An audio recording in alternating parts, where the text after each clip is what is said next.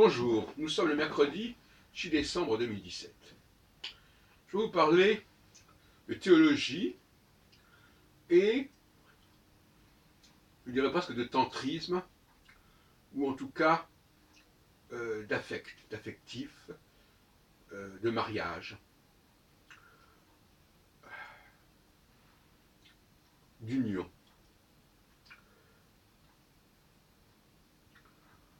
L'homme, je dis bien l'homme, vire, pas la femme, je dis l'homme,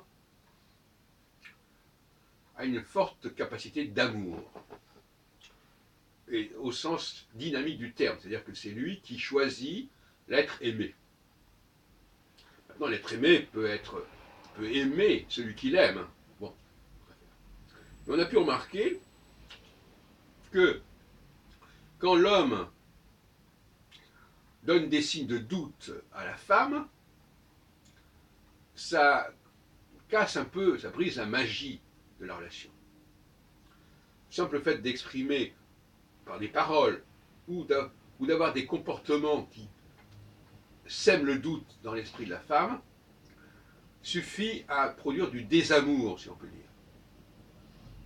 Alors que ça n'est pas comparable dans l'autre sens. Pourquoi? Parce que, justement, l'amour émane de l'homme. Et ça vaut aussi en ce qui concerne l'amour de Dieu, pour Dieu. Dans le judaïsme mosaïque, celui des 4 premiers livres du Pentateuque, puisque le 5e, le Deutéronome, est plus tardif, fait problème, il est marqué par d'autres valeurs.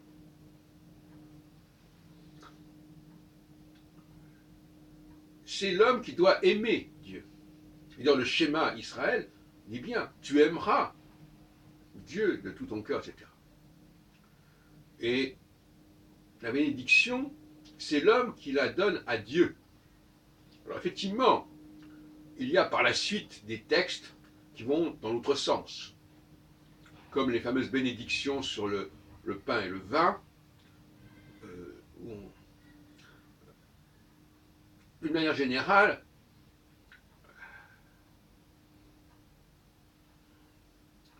on peut trouver des textes, bien sûr, où on va dire que c'est Dieu qui va aimer l'homme, qui va bénir l'homme. Mais l'idée principale du judaïsme, c'est l'inverse. C'est l'homme qui bénit, qui loue Dieu, et encore le louer, c'est une façon de parler,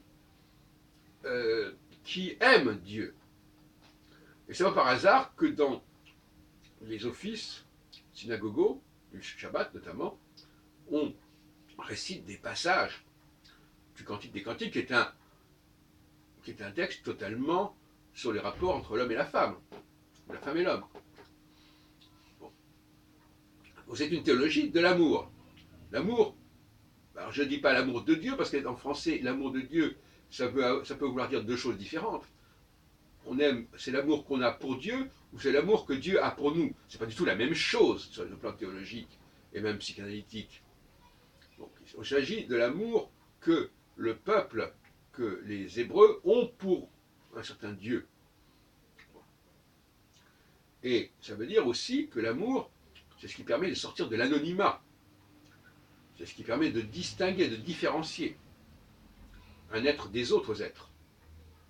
C'est la sortie de la schizophrénie. Parce que la schizophrénie, c'est une sorte d'indifférenciation par rapport au monde extérieur. Donc aimer quelqu'un, c'est sortir de cette indifférenciation. On est d'accord là-dessus. Donc, pour prendre une image sexuelle, de même que le sexe ne doit pas fléchir dans le rapport sexuel, sinon on va vers une forme d'impuissance ou d'éjaculation précoce. De même, l'amour, au sens spirituel, au sens affectif du terme, ne doit pas non plus fléchir. Il doit être inflexible, en quelque sorte. Et d'ailleurs, il y a des passages dans la Bible qui disent clairement, notamment justement avant que Dieu, je reprends l'expression de Dieu parce que je ne veux pas discuter ici de toutes sortes de modalités à ce sujet.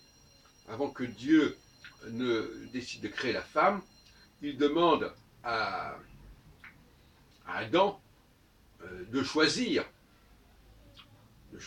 entre toutes les créatures qui existent, de choisir celle qu'il entend prendre, qu'il entend adopter. Et finalement, on nous dit que Adam n'arrive pas à choisir. Et à partir de ce moment-là, il ne parvient pas à choisir.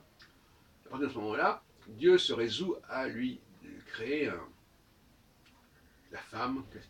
Est-ce que la femme, qu'est-ce que c'est que la femme, à ce sens-là, c'est un outil, c'est un objet, on ne sait pas très bien. En tout cas, c'est un androïde, si on veut, puisque androïde, ça veut dire celui qui sort de l'homme, qui est issu de l'homme. Donc, l'homme a cette faculté créatrice au sens de l'instrumentalisation. Il donne du sens, il donne du nom à des objets qui n'en ont pas. Il les distingue, il les différencie.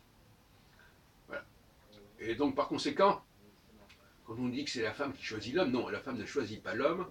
La femme choisit l'homme qui a exprimé, qui a manifesté son amour pour elle de façon particulièrement puissante. Ou, si on préfère, qui semble capable de vivre un amour puissant avec elle.